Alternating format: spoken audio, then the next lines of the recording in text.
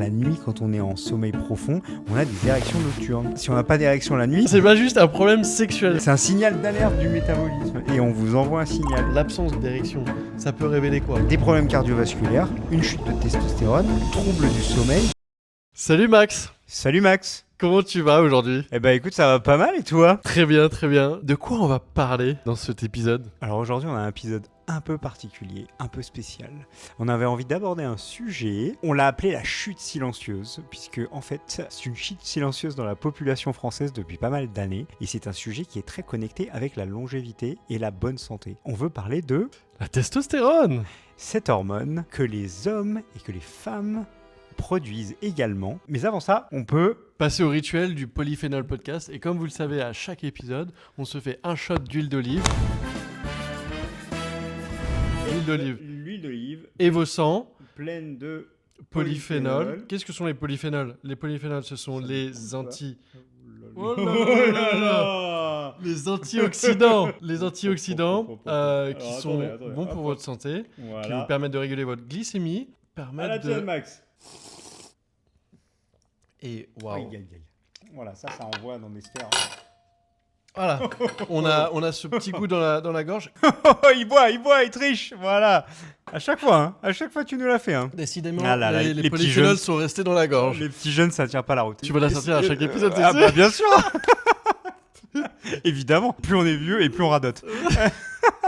Du coup, l'anecdote du jour. Anecdote du jour. On a changé de nom. Lucie. On est passé à Lucie. Donc Zero Health ne s'appelle plus Zero Health. Le projet s'appelle maintenant Lucie. Et notre URL, c'est lucie.life. Et Lucie avec un S. On vous expliquera tout pour ce changement dans une vidéo qui va récap et qui vous donnera tous les détails de ce changement de nom. On est très excités parce que c'est un changement qui est dû à beaucoup de choses, des évolutions dans le projet. N'en disons pas plus. N'en dit pas plus. Voilà, on a Vous juste verrez la changé de vidéo. nom et on est très heureux de vous annoncer ça rapidement. Mais on voulait le partager dans cet épisode. Alors la testostérone, Max. Donc c'est une hormone sexuelle, hein, évidemment. Souvent appelée hormone mâle parce que en fait les hommes en produisent énormément. Donc elle est produite par les testicules chez les hommes et en petite quantité par les ovaires et les glandes surrénales chez les femmes. Les femmes en produisent 10 fois moins que les hommes, mais les femmes ont besoin de testostérone. On va voir pourquoi. Mais avant ça, on voulait apporter une petite anecdote pour justifier le titre de l'épisode qui était La chute silencieuse. La chute silencieuse.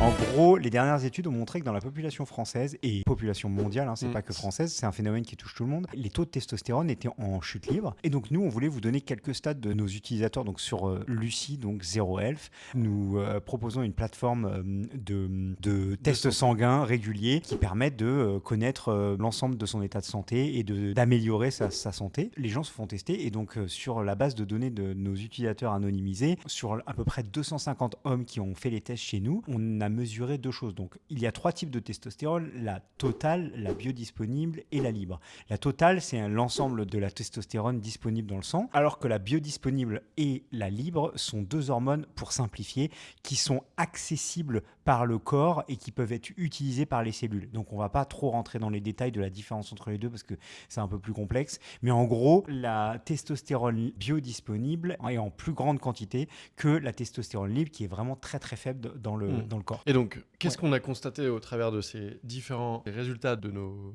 membres hommes?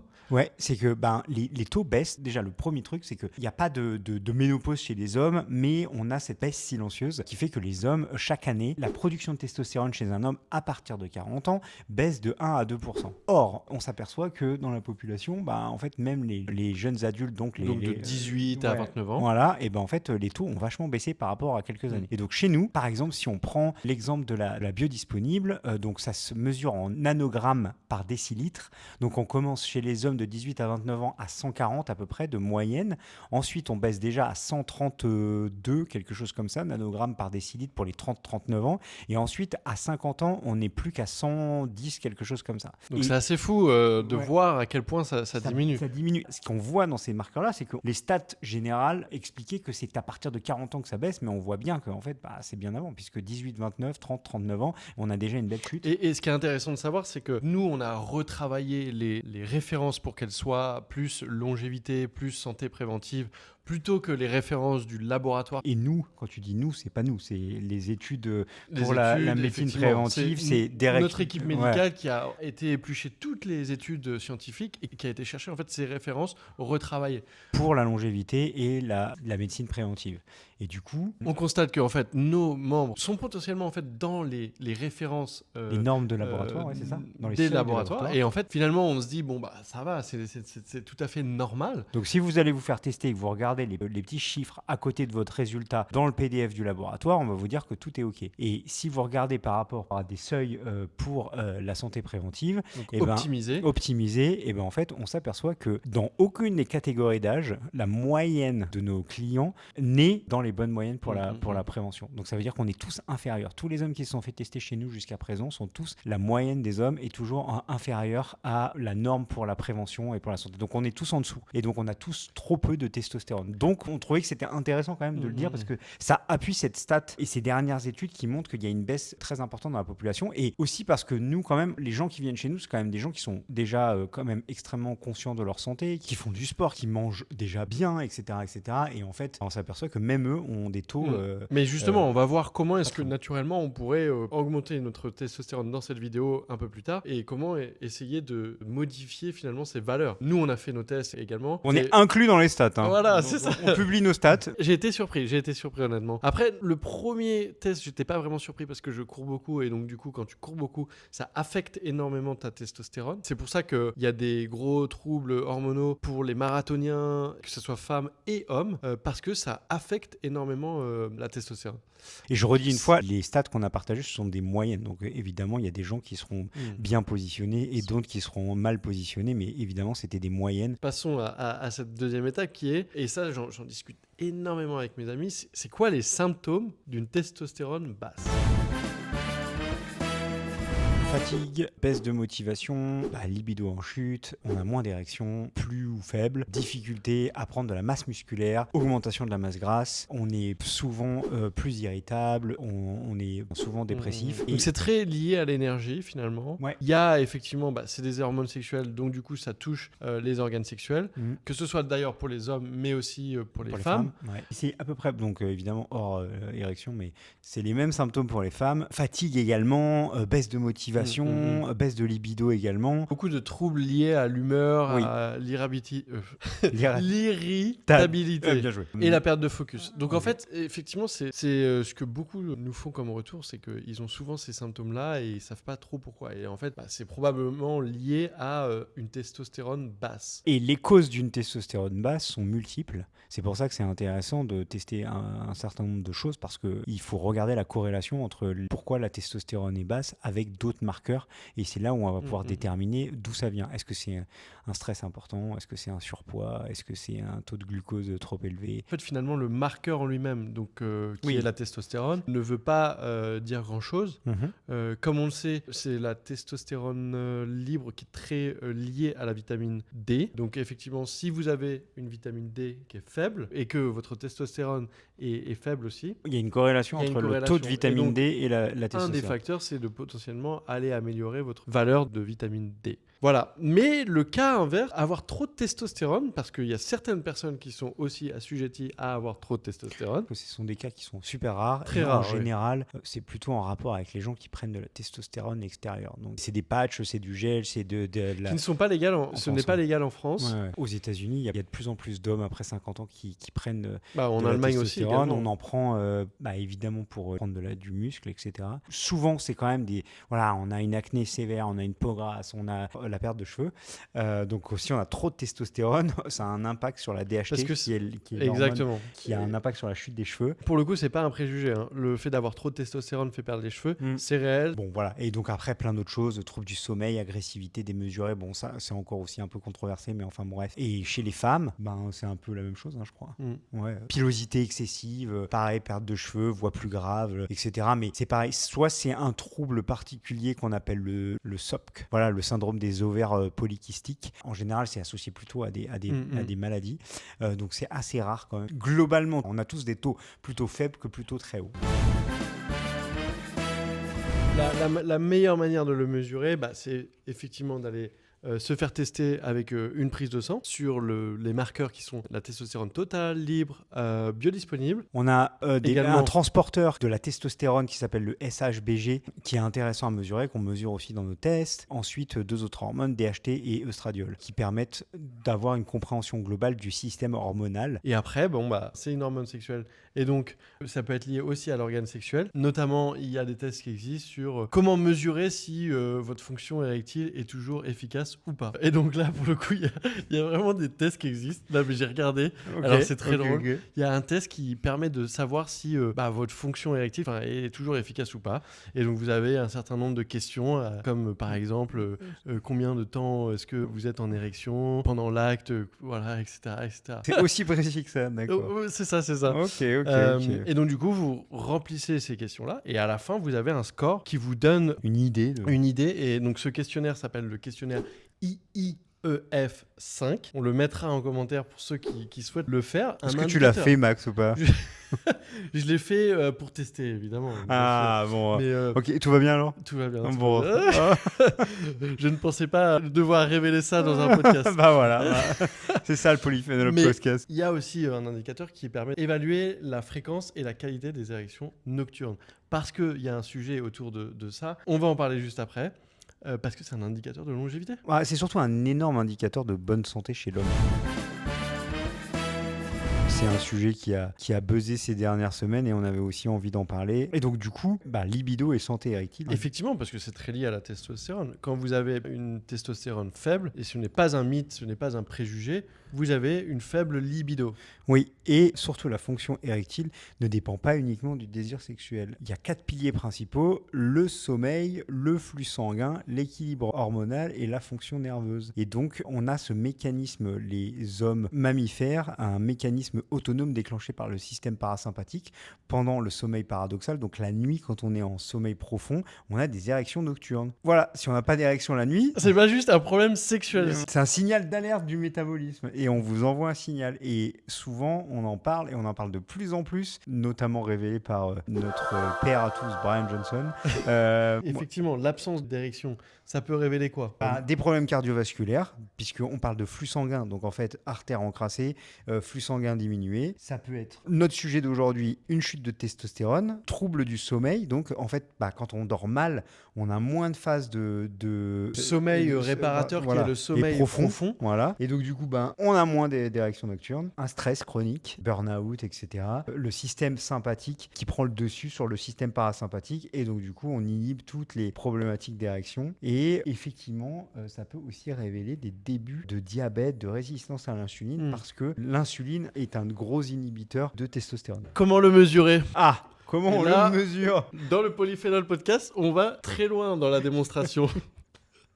Je ne sais pas à quoi sert ce concombre, Max. Alors, je vais vous expliquer rapidement parce qu'on a fait des recherches au Polyphénol Podcast. On a été voir le système qui va permettre de mesurer exactement avec les données. Donc c'est un objet connecté, c'est ça? C'est un objet connecté. Et donc, c'est comme un Whoop finalement. Non, mais finalement, c'est comme C'est un un Whoop pour le pénis, quoi. pour le pénis. Ok, Et donc, vous d'accord. le mettez sur votre pénis et vous dormez. Vous dormez, tout simplement. Et en fait, ce qu'il va faire, c'est simplement mesurer quand est-ce que vous allez être en érection ou pas.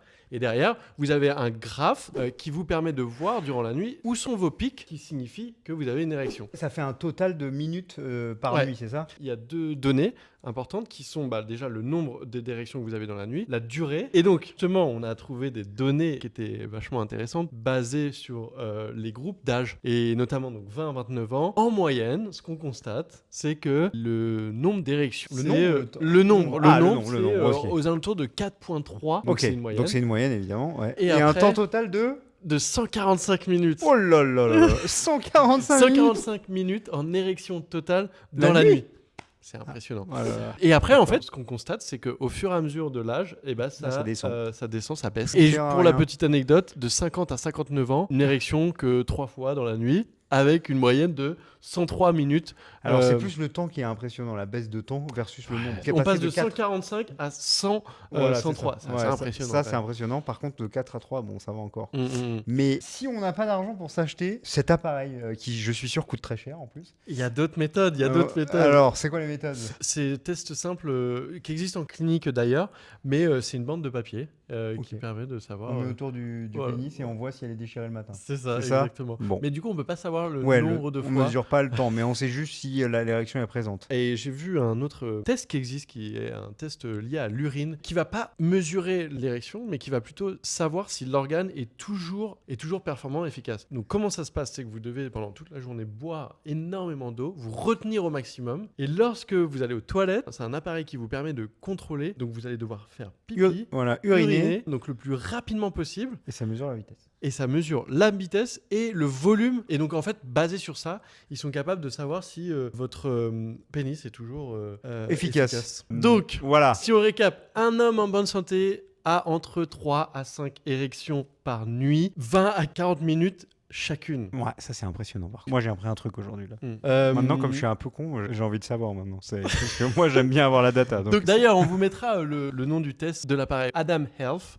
Ouais, ça c'est la boîte qui produit le dispositif. Pour la petite information, les femmes ont aussi des épisodes nocturnes avec des érections pendant la nuit. Et voilà. Ok, merci Max. Voilà. Pour les petites anecdotes. Ça ne se voit pas, mais c'est présent. Les préjugés, c'est quoi? Préjugés sur la testostérone. Ouais, on en a parlé. Le premier préjugé principal, c'est la testostérone. C'est une hormone masculine.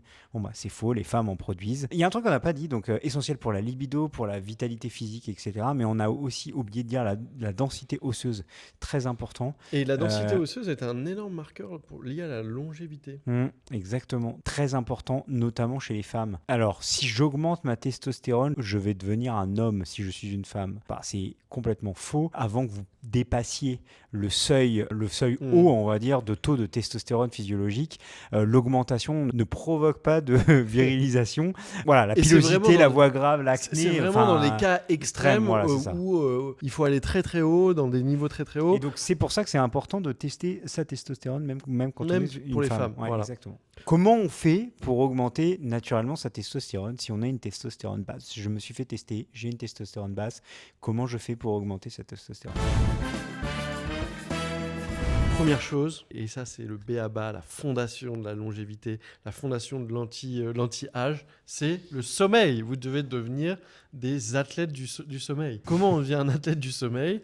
On mesure, on fait des expérimentations, on mange tôt, on essaye de réduire au maximum, et ça je le répète, mais on baisse au maximum son rythme cardiaque. Et donc ça entraîne de manger tôt, ça entraîne de ne pas scroller sur son téléphone portable, de ne pas travailler sur son ordinateur très tard. Sommeil, priorité numéro 1. Le sommeil. Voilà. Ensuite, et ça c'est donc valable pour toutes les personnes, faire de la musculation. Bah, c'est surtout du renforcement musculaire. Ouais. Quoi? Pas de cardio. Enfin, c'est pas, vous faites évidemment ce que vous voulez, mais le cardio sur du long marathon, triathlon, etc. Vraiment, en fait, c'est quelque chose qui va épuiser votre corps et donc qui va aller puiser dans les ressources de testostérone. Entre guillemets. Si jamais vous courez beaucoup, et je sais qu'il y en a beaucoup qui courent beaucoup, mes amis courent énormément, je leur dis, incluez beaucoup plus de musculation, de séances de renforcement, parce que c'est ça qui va booster l'acutement de la testostérone. Donc squat, deadlift, développé couché. Essayez aux alentours de 3 fois par semaine. Je sais que c'est énorme pour certaines personnes. Voilà. Et après, vous combinez avec une séance de HIIT qui est High Intensity Interval Training. Parce que c'est des séances qui sont courtes et qui sont très intenses. Et donc ça fait monter. Pic de GH et la testostérone. Et donc du coup, c'est ça qu'on va aller chercher au travers du HIIT. Un petit tip, c'est qu'est-ce que nous on fait chez Lucie par exemple? On fait 20 minutes de HIIT.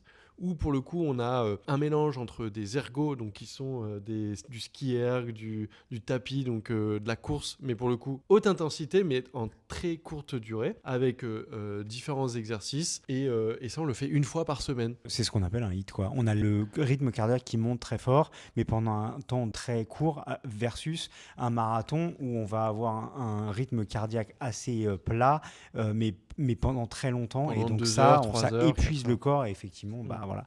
Pour la Qu'est-ce que petite ça- anecdote, j'ai eu une période où je faisais beaucoup de courses et notamment ma répartition était aux alentours de 80% de courses et 20% de la salle de sport. Et quand j'ai fait mes tests Zero à l'époque, qui maintenant s'appelle Lucie, j'ai découvert justement que ma testostérone était relativement basse. Et donc du coup, je faisais partie de ce groupe de personnes qui étaient avec un niveau de testostérone très bas. Ça impactait énormément mes niveaux. Et ensuite, la nutrition évidemment. Donc manger des bonnes graisses. Les lipides sont la brique de base des hormones et des hormones sexuelles. Donc le bon cholestérol évidemment est un précurseur de testostérone. Qu'est-ce qu'on a en bon cholestérol? On a le jaune d'œuf par exemple, l'huile d'olive extra vierge Evosan, la sardine, les maquereaux, Qui sont pleins d'oméga 3, les noix du Brésil riches en sélénium les et avocats. l'avocat bien sûr. Voilà. En gros, des bonnes graisses, c'est très très important. Évidemment, éviter tous les produits transformés, etc. Troisième chose, c'est la perte du gras viscéral. Et ça, c'est assez intéressant parce que la graisse donc abdominale transforme la testostérone en oestrogène. Ce qui signifie quoi en fait? Ce qui signifie que plus vous allez avoir de graisse et plus Vous allez produire de l'hormone féminine, donc l'œstrogène, et donc plus on va baisser ses taux de testostérone. Et ça, c'est catastrophique. Et donc du coup, la graisse viscérale, c'est vraiment, comme le disait Max, la graisse qui vient se mettre autour des organes sur l'abdomen, qui est aussi liée à corrélation entre la graisse abdominale et les risques de cardiovasculaire. Donc un tour de taille élevé est directement corrélé à un taux de testostérone bas. Si vous voyez un homme qui a un tour de taille élevé, malheureusement, en général, il aura un taux de testostérone assez bas. IMC autour de 22 à 24, voilà, ça. c'est ça qu'on doit viser. Mais aussi une taille abdominale qui est en dessous de 94 cm. Petit tip, lorsque vous voulez mesurer le tour de taille, faites-le à jeun. À jeun. J'y arrive pas avec ce mot. Il n'y arrive pas. À jeun. Quatrième, réduis ton stress. Je sais que c'est pas évident pour beaucoup. Mais le cortisol a un impact énorme sur la testostérone et sur la glycémie. D'ailleurs, le stress, surcharge mentale, ça a un impact réel sur nos vies. Et donc, très important d'essayer de gérer son stress. C'est plus facile à dire qu'à faire, on le sait. C'est pas facile. C'est pas facile. C'est pas facile. Je sais que toi, Max, tu as des petites méthodes, notamment avant de te coucher, de respiration. Moi, je fais ce qu'on appelle de la cohérence cardiaque, 5 minutes de respiration. Tu as les deux, tu as le 4 secondes inspiration, 6 secondes expiration, tu as aussi le 5-5. Moi, j'utilise juste des vidéos de YouTube où il y a des applications pour faire ça. La cohérence cardiaque, on conseille de le faire que 3 fois par jour, de manière très régulière. J'ai du mal à être régulier. Ça aide beaucoup pour calmer le rythme cardiaque le soir pour aller se coucher, puisque Max parlait de rythme cardiaque au repos. Et donc, c'est intéressant de faire cet exercice, même 1 ou 2 fois. D'ailleurs, vous pouvez le faire 5, 10 minutes, 15 minutes si vous sentez que vous avez besoin. Ça calme vraiment, ça permet de vider le cerveau et ça aide aussi à relaxer avant d'aller se coucher. Le truc qu'il faut éviter, c'est scroller et puis poser le téléphone et aller se coucher parce que là, le cerveau... Ça, c'est pas du tout. Voilà, encore une fois, plus facile à dire qu'à faire. Donc travail de respiration. Cinquième, c'est les perturbateurs hormonaux. Qu'est-ce qu'il y a comme perturbateur? Tout ce qui est BPA, phtalate, pesticides. BPA, c'est le plastique. Voilà, ouais. Les pesticides, les parfums synthétiques. Éviter les sambons dans les maisons, les produits chimiques qui diffusent des odeurs synthétiques. Éviter ça, c'est une catastrophe. Puis après, quelque chose de assez logique finalement quand on y pense. L'alcool en excès. Bon, on peut très bien boire un verre de vin par semaine. Enfin, sans excès, je veux dire. Parce que la bière, notamment, baisse directement la production testiculaire. Voilà, vous le savez maintenant. Ok, on a appris un truc. Alors surtout le truc au sujet des BPA plastique, ne réchauffez pas vos plats le midi quand vous amenez à manger au bureau, ne réchauffez pas vos plats dans votre container en plastique. Nous on était dans un bureau partagé, je le voyais, il y a plein de gens qui faisaient ça, ne faites pas ça, ne mettez pas le plat au micro-ondes, c'est une catastrophe. Transvasez ça dans une assiette ou un plat et donc voilà. Essayez de boire dans des bouteilles en inox ou dans un verre. Et donc du coup évitez tous les parfums chimiques dans les produits, les gels douche, etc. Et déjà, vous devriez éviter un maximum de perturbateurs hormonaux. Dernière chose qu'on peut faire pour optimiser sa testostérone, Max en avait parlé au début. Optimiser sa vitamine D. Comment on peut le faire? On a différentes manières. La première, déjà d'une, c'est naturellement avec le soleil. Je sais que s'exposer au soleil. S'exposer au soleil. Je sais que pour beaucoup, c'est très difficile, notamment quand on habite dans des grandes villes comme Paris, où il n'y a pas beaucoup de soleil. Surtout l'hiver. Donc l'hiver, vous êtes constamment en manque de vitamine D. Juste pour la petite anecdote, anecdote, mais je crois on que est tous en carence. on est tous en carence. Non, on est tous même si on supplémente. Et d'ailleurs, la vitamine D n'est plus remboursée par la sécurité sociale. Donc si vous demandez à votre médecin de vous tester, le laboratoire vous la fera payer. Et le laboratoire va essayer de vous convaincre de ne jamais le faire, ou le médecin, parce qu'il va vous dire, de toute manière, on est tous en carence, donc ça sert à rien de le faire. Là où on n'est pas d'accord avec ça, c'est que c'est quand même intéressant de savoir où on se situe, parce que pour se supplémenter, on va prendre de la vitamine D en gouttes, et en fait, on va faire un dosage de un certain nombre de, je sais pas, 2 à 6 gouttes par jour en fonction du type de vitamine D qu'on prend. Et en fait, si on se mesure pas, on peut pas savoir si la supplémentation fonctionne ou pas. Et même si on supplémente, ça se trouve, on supplémente pas assez. Ça se trouve, on supplémente trop. Donc en fait, c'est quand même hyper intéressant de tester régulièrement sa vitamine D et de voir à quel niveau on se situe. Et je peux vous dire qu'on est tous en carence, c'est incroyable. Et ça a un impact direct sur la testostérone. Bien sûr. Vitamine D d'ailleurs, vous avez différents formats. Vous avez le format en pilule, vous avez le format également en gouttes. Mais ça dépend du dosage. Nous, on prend, d'ailleurs, on en a trouvé une très bien que vous pouvez trouver en pharmacie. C'est de la vitamine D qu'on donne aux enfants, c'est du Zimadé, il y en a plein. Et le Zimadé, il y a de la chimique, il y a de la naturelle. Ça, vous voyez, honnêtement, les études montrent que ça fait pas grande différence. Mais globalement, choisissez celle qui vous convient. Et les dosages, regardez un petit peu et renseignez-vous et parlez-en autour de vous et vous verrez avec vos médecins, etc. Mais globalement, on est sous-dosé en vitamine D et faites-vous tester. C'est le meilleur moyen de savoir si vous prenez 4 gouttes, 5 gouttes, 6 gouttes, est-ce que ça fonctionne ou pas. Et après, l'exposition au soleil, vous pouvez vous mettre dehors. Ça, alors, c'est gratuit. on essaye de faire attention. Enfin, il faut regarder l'indice UV de la journée. Essayez plutôt de se mettre au soleil le matin ou le soir en fin de journée, quand l'indice UV est beaucoup plus faible. Et plutôt 15 à 30 minutes, les bras, les avant-bras et le visage. C'est le minimum pour que le corps puisse absorber un minimum de soleil. Donc, évitez les manches longues, c'est le moment où vous vous mettez au soleil. Mais le reste du temps, on se protège quand même du soleil parce qu'on a quand même montré que quand l'indice UV est trop élevé, c'est quand même très très dangereux pour la peau, pour les cancers, etc. Donc faites très attention au soleil. Donc je pense qu'on a abordé toutes les manières d'augmenter votre niveau de testostérone. Voilà. En tout cas, c'était un sujet assez captivant. J'ai senti que ça t'avait passionné ce sujet. J'ai senti que ça, le petit appareil pour la nuit, là, je sens que... Alors d'ailleurs, dites-nous en commentaire si ça vous intéressait, si vous avez des commentaires également. Et vous nous avez fait des super commentaires la dernière fois pour nous proposer des sujets. On les a lus, on va les prendre en considération. Ils sont notés, évidemment. Et ce sera pour les prochaines vidéos, les prochains épisodes. Il y a pas mal de sujets. Donc si vous avez des sujets de prédilection que vous avez envie qu'on aborde, n'hésitez pas en commentaire à nous dire. Là, on était sur l'épisode 6 et on va attaquer l'épisode 7 la semaine prochaine. À bientôt. À bientôt. Merci.